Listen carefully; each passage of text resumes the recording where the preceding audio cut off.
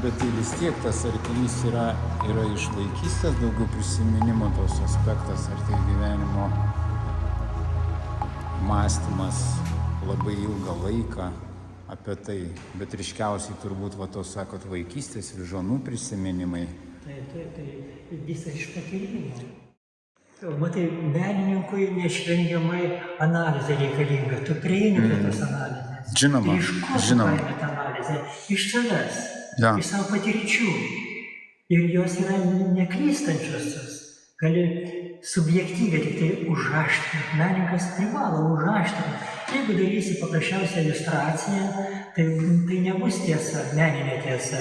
Iliustracija tai bus kaip banalus menas, yra deklaratyvus, ar tenai, jis yra net neįdomu žiūrėti, jis nesukelia emocijų.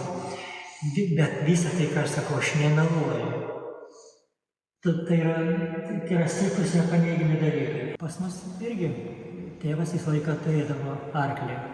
Jis pažangus valstietis buvo ir kieme ten auginam ir avis, ir įvairiausius dalykus. Ir karvė, ir kiaulės, ir visą laiką būdavo arkliukas. Tai aš esu ne kartą kritęs be sąmonės. Reikėdavo iki šimtosios po darbų nujoti arklius už 3-4 kilometrų nujoti palei Šventąją pro kapus. Ir ten tiek esu nuotykių patyręs.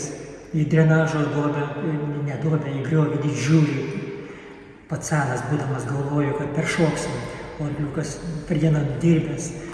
Jis pašoko, pasispyrė ir į giliausią nutekamą tą griovį, dražinį. Įvarėm į dugną, Tai naktį teko eiti namo, 4 kilometrus pro kapus, pažadinti tėvą. Tėvas tada ieškojo sunkvežimio, ir kolūkio vairuotojas vieną mašiną, tik tada turėjo, važiavom ir bandėm, ištraukti su vėliamis tenai. Ten įvairių dalykų, arba reikėjo nujoti, ten pasibaido, arba kas šaka į kaktą, arba per pilvą šaka, nes pro mišką reikia pastovėjoti vakare. Ir tada nubloškė, lieki pasikabinės, ten nesąmonės. Banalu būtų klausti, kaip ta pati idėja buvo senai, nes tai yra vaikystės išgyvenimas, aš suprantu. Suvokimas, bet tai suvokimas, pripažinimas kaip tiesos ir tiek. Bet kada šovė į galvą, tada jau, kad yra pasaga, reikia pradėti daryti. Tai palaipsniui, ir kokiu 1,5 metų.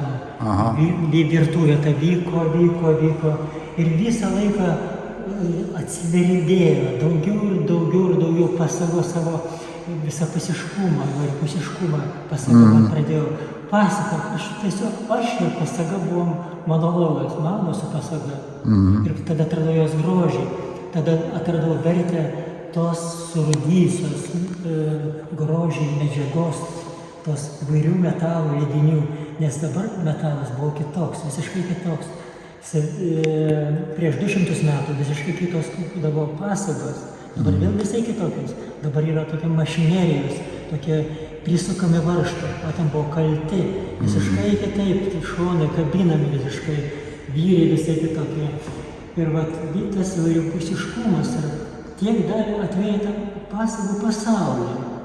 Jo pasaulio nėra, bet aš apmąstau, aš sukuriu pasaulį pasagų, aš galiu advokatauti jam tam pasauliu, aš kalbant tik pasaga. O pasaga, tik tai nuo pasagos atverties, ir kai sukūriau jau kokių 15 su padovanojęs, jau nebėra šitoje, jau šio padovanojęs, pardavęs, tai ką. Atėjo susipažinimas laikas su arkliu pačiu. Dėl ko ta pasaga? Pradėjo man kalbėti arklys. Pačioj pabaigoje. Ir čia visą laiką, kai darai, tą pasagą turi ir tai ką? Negalvoji apie mergas tada, kai tu dirbi, galvoji apie tą prasmę, apie tą medžiagą, apie tai, kaip panaudoti tą dabar žiūrėjimą. Taigi čia yra ne vienos pasagos jau yra, jau ne vienos pasagos, Ir čia aš pasagų, ir čia aš pasagų. Ne šiaip, kad vieną panaudojau pasagą, kaip ten kažkur kitur. O čia yra jau jos ir savybės visokios, ir grožiai, ir tas visas iškaltas, kalviškai iškaltas kaneliūras, griovelius tuos aprašau. O tai iš vienos pusės yra kažkodėl. Bet ir suku, kur svarbesnė pusė, žiūriu, kad būtų daugiau reljefo. Iš kitos platnesnės vietos. Ir ateini iki tos pačios priežasties. Kaip čia dabar yra? Kas yra pasaga? Koks tarpinis ryšys? Kontaktas. Istorija, ta darbinė pusė ir arklys. Ir kada tu esi tampi dalimi, kito anatominė dalimi. Pasaga yra dalis, arklio tęsinys. Bet aš vadinu kitur implanto, iš tikrųjų taip irgi implantas yra. Bet arklys gali būti žiauriai įsižeidęs žmogus. Tai žodžiu atėjo per pasagą pokalbis su arkliu. Taip. Bet vis tiek visą tą dalyką galvoja apie gyvenimą. Apie gyvenimą, žinoma, ja. Visi tie dalykai yra ir priemonės, ir pasaga, ir arklys. Bet visi tie dalykai, kažkodėl, pavyzdžiui, šventė. Tai ko čia pasaga? Eskaluok temą, pasagos temą. Galėtų kompoziciją aš pasagų, bet jeigu pradėsiu eksploatuoti pasagą netaupiai, gausis parodija, aš galėsiu karikatūrą padaryti iš pasagos.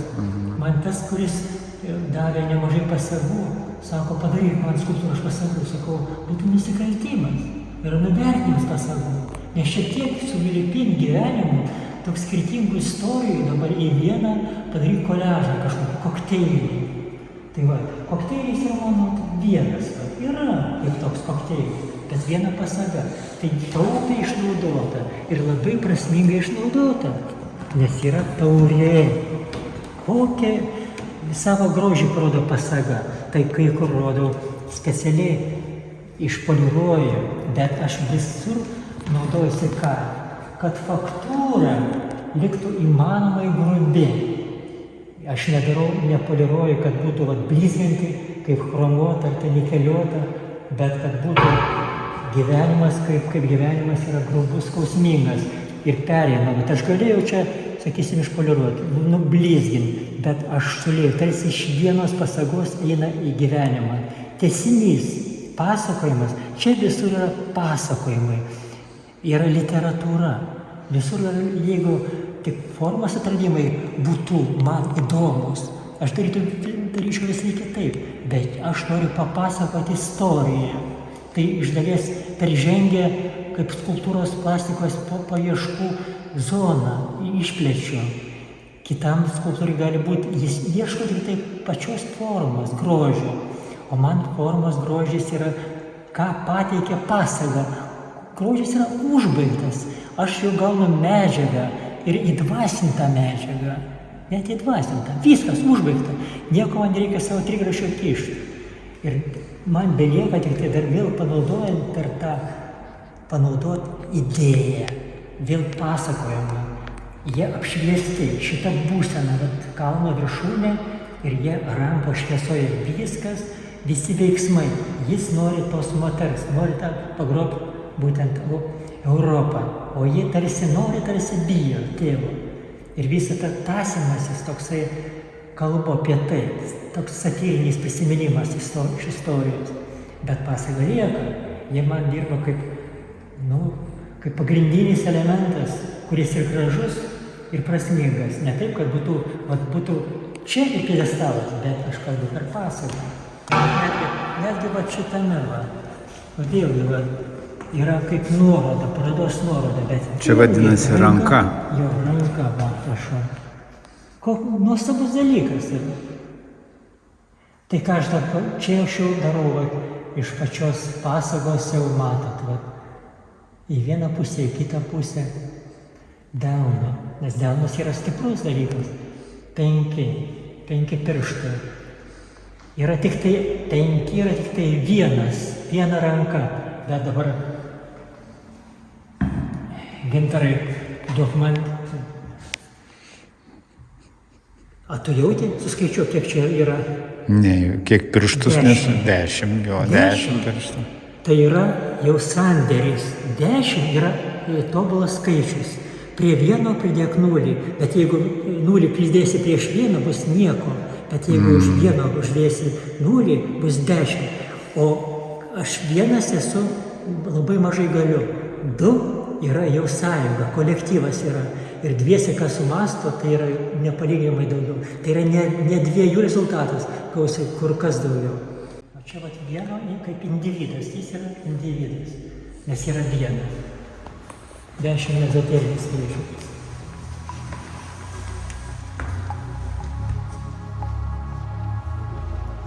Ką į man ta pasaga atradimas, ką į man atvėrė. Atradimas, būtent pasaga, atėjo iš daiktų pasaulio ir kaip fragmentas daiktų pasaulio. Ir dabar jis tapo kaip simbolis, kaip ženklas, netgi kaip ezoterinis elementas. Pasaga išlenkta ir padėjus ant horizontalės tą pasagą, ji tampa, viršutinė dalis tampa kaip kalno. O kalnas, kas yra kalnas tada? Mano šitą mąstymo momentą. Kalnas yra aukščiausia vieta arba žemės, arba tos vietos, kur žmogus stovi. Ir tas žmogus tampa apšviestas, jis arčiausia dangaus, arčiausia saulės, arčiausia visų pavojų, kosminių pavojų. Ir tuo pačiu mūsų siekiamybė, mūsų tikslas ir mūsų pasmerkimas siekti rankomis aukštyn ir ieškoti pažinimo, būtent per pažinimą randame tenai tuos suvokiamus ar dar nesuvokiamus dalykus, nepažintus ir nepažintimus dalykus, būtent danguje. Ir dažniausiai užmirštam tą dalyką, kad mums pirma pažinimas reikalingas ir realizuoti tą pažinimą galima savyje ir aplinkui save, daiktų pasaulyje, gamtos pasaulyje, gyvosios gamtos pasaulyje. Nes menas kaip toks, mano manymu, yra kaip kalkė, kas sukurta. Mes menininkai kopijuojam gamtą. Už gamtą gražiau, gyvąją gamtą nieko negali būti gražiau. Tik tai tiek, kad gali transcendenciją palengvinti ir suvokti transcendenciją per kūrinyje. Nes tai yra menininkas visą tai suformuoja ir padaro tą operaciją, palengvina žiūrovui, stebėtojui, smalsuoliui visą tą transcendencijos gylį, abstrahuoja, apibendrina ir pateikia. Ir, sakysim, tame darbe, mažame darbelėje, ką aš noriu parodyti. Noriu parodyti pamoka ir šeima. Šeima turi būti vienas į kitą panašus, fiziologiškai panašus, tapatus vaikai. Ir dabar tas vyras, tas tėvas, iškėlęs rankas, laiko kūdikėlį. Kūdikėlis jis yra lygiai tokia pat nosį kumpą turi ir jis mato, kad tėvas daro gerą. Tėvas rodo aukštyn, tėvas orientuoja į dangų, kad žiūrėtų ne į serbentus kaimyno, bet į debesis, į šviesą. Ir tas kūdikėlis tiki, kad tėvas yra jam svarbu šiuo metu, nes jis neša visą istoriją, visą savo patyrimą, patirtį, gyvenimišką, žmogišką patirtį. Ir jis laimingas, jam sekasi ir jis tiki tėvu. O kitas personažas yra vaikas kitas. Jis visiškai jau ne ant rankų, ant kelių. Jis yra savarankiškas, jis kaip katinas, jam nereikalinga. Jis jau pagautas, pačiuptas šios visuomenės, šios sociumo, šios dabartinės kultūros fragmentų. Jam nebedomina tiek gamta, jam uždėtos ausinės. Jis pats užsidėjo ausines, nes jis nepasitikė savo klausa. Ir jis jau pagautas, sakau, sučiuptas yra. Tos kibernetinės technologijos, to virtualinio įtikinėjimo, kad tu naudok technologinės priemonės, tu būsi tada jau aukščiau, tu pažinsi daugiau. Tai būtent kontraversiški sprendimai. Jis savarankiškas, visiškai priešingą pusę, negu tas, kuris tiki tėvo įtaką, tėvo patirtimi, archetipinę patirtimi, nes tai yra per tėvą eina visą tą mūsų amžių pro amžių patirti tie dalykai ir jie jau yra gilūs, jis yra savarankiškas. Ateis laikas, kada jis pripažins tą dalyką, kad tėvas buvo teisus, bet jis atras ir savo tiesą. Taip, kad jie, galima sakyti, kad jie iš vieno tėvo, iš vienos motinos, bet skirtingi. Jeigu būtų tapatus tas vaikas jam, tai būtų rutina. Aš sprendžiu, kad kuo įdomu, kuo įvairiau, nes gyvenimas be galo yra įvairus, be galo spalvingas. Ir tai yra tiesa. Gyvenimas nepatogus, yra grubus, skausmingas ir tuo pačiu džiaugsmingas. Bet čia yra gyvenimas. Kaip aš minėjau, pasaga yra kaip kalnas. Ir viskas, kas ant to kalno viršūnės vyksta, yra matoma, stebima stebėtojų, smalsuolių, dalyvių aplinkui, kurie tai, ką tu darai, mato. O tu sprendi, tu visą laiką ant kalno stovėdamas, tavo situaciją daryti sprendimus, savo gyvenime sprendimus. Ar nusileisti nuo kalno, ar dar pabūt. Ir tuo pačiu šlovint. Ir pavyzdžiui, va čia dabar jie šlovina. Ką jie šlovina? Pavasarį. Pavasarį vėliavos. Taip, kad jie man irgi su garsais, su būgno, trimito, medžiaga, pati garsas ir patys tie instrumentai man irgi asocijuojasi su pavasariu. O čia, kadangi jis yra negarsinis objektas, kuris galėtų ten būti koks instrumentas muzikinis, o čia paprasčiausiai rodo per vėliavas visą tą. Bet ta dvasinė nuotaika ir iškeltos vėliavos į dangų turėtų tai suteikti, kompensuoti garsinį efektą.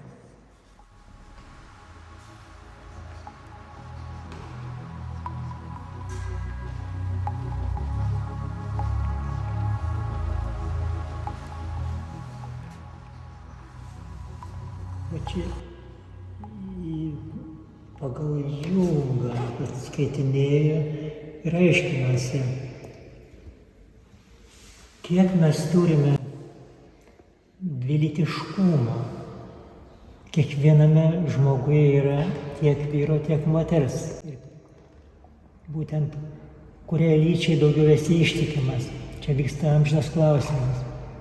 Dabar labai aktualus.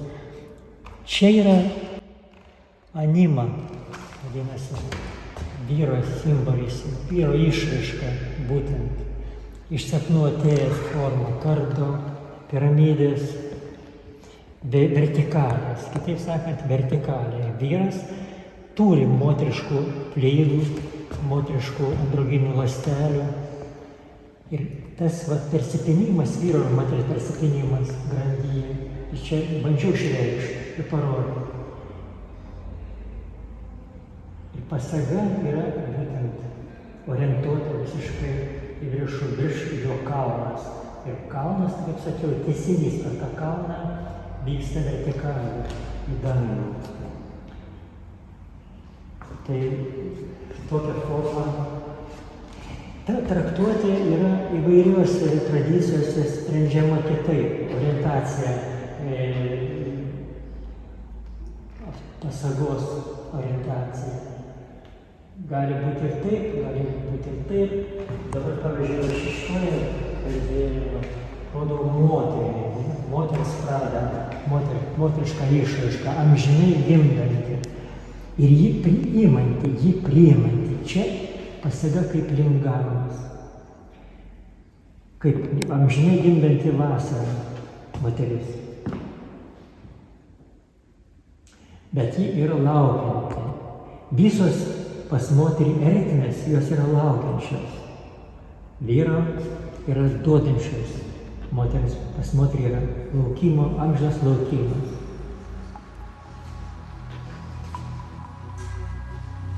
Čia jau nesenybės. Vėlgi grįžtant prie Michaelio Abramo Ivankovo, pasivėlgi skaitau tekstą ir randu nuostabią idėją. kad mūsų erotika vadinama visiškai pilnai randama galvos srityje. Ne žemiausios, kaip tradiciškai yra įprasta, bet galvos srityje. Ką tai jis nori tuo pasakyti?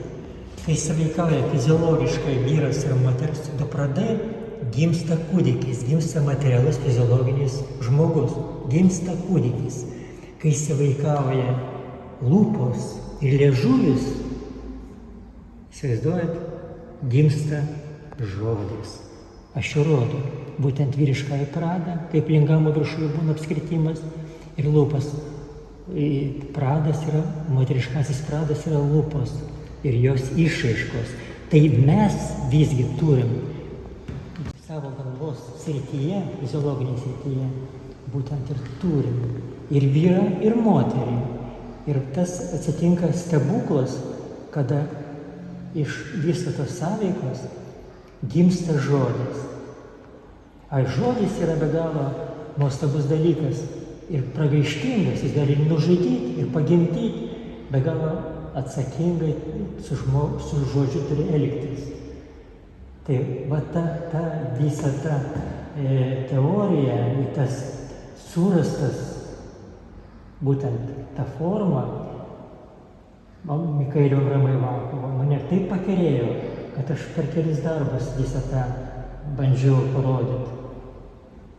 Kad būtent galvoje, per lūpą ir per liežuvį mes galim kalbėti apie tą vadinamą jėgą. Tai nei tai smerktina, nei tai pagiriamasis žodis, bet erotiką galima atrasti jame, būtent galvos srityje ir lūpų zonoje.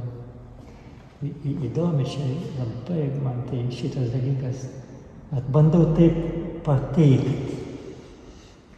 Bet čia reikia truputėlį komentarų visada, nes žmogus prieėjęs pamato kaip ženklą ir jeigu jį patenkina ženklas, jeigu jis primena, atpažįsta kažką, tada taip, jis nugriebia tą grietinėlį. Bet šiuo atveju reikalingas kažkoks tai tekstas, minimaliai, bet jis galbūt ir reikalingas. Kaip man pasisekė tą dalyką įkūnyti ir pateikti, nežinau.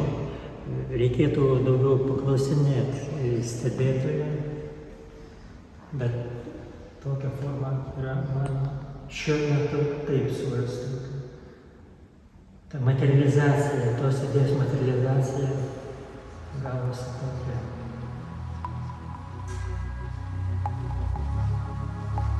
Čia yra mirtis. Ir ta mirtis, galima kalbėti pačioj pradžioj apie mirtį, galima kalbėti apie mirtį prieš mirštant.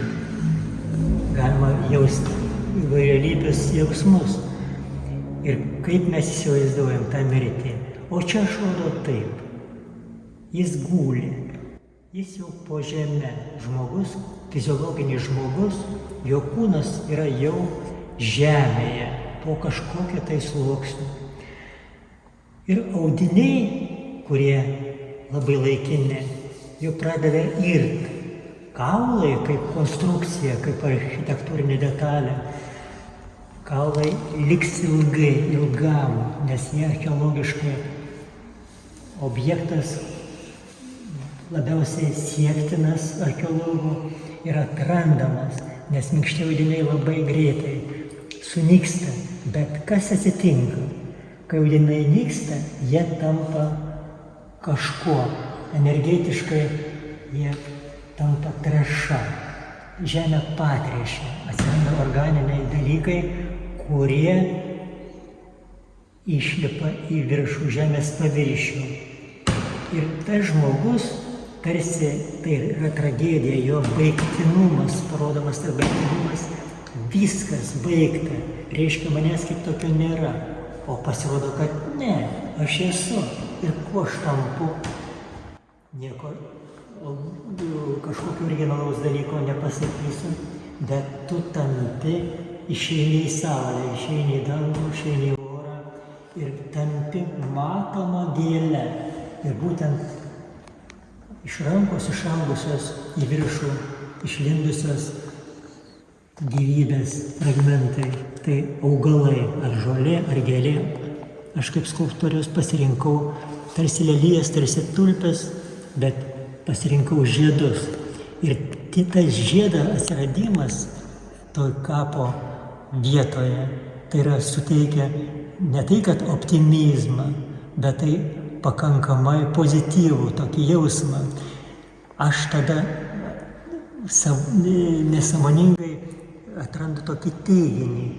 Geriau būti nesudegintam, bet palaidotam su kūnu, kadangi tu, jeigu tave sudegina, tu tiesiog išnyksti be pėdsakų, dūmas išsisklaido ir to baigėsi, lieka tik filosofinis suvokimas, kad tu eini pas Viešpatį, bet kur tu eini į debesį, tarsi, bet tu čia, kadangi tu esi žemėje, tampi trąša ir tu didesnį palieki įnašą, netgi būdamas nebe šiame pasaulyje, bet jis tik ir lieki šiame pasaulyje kurį laiką, nes tu tampi gėle, tu tampi žole, stebima, matoma, apčiuopėta paukščių arba tiesiog galbūt sulesta paukštelė. Tai yra tarsi didesnė prasme būti palaidotam tokią formą.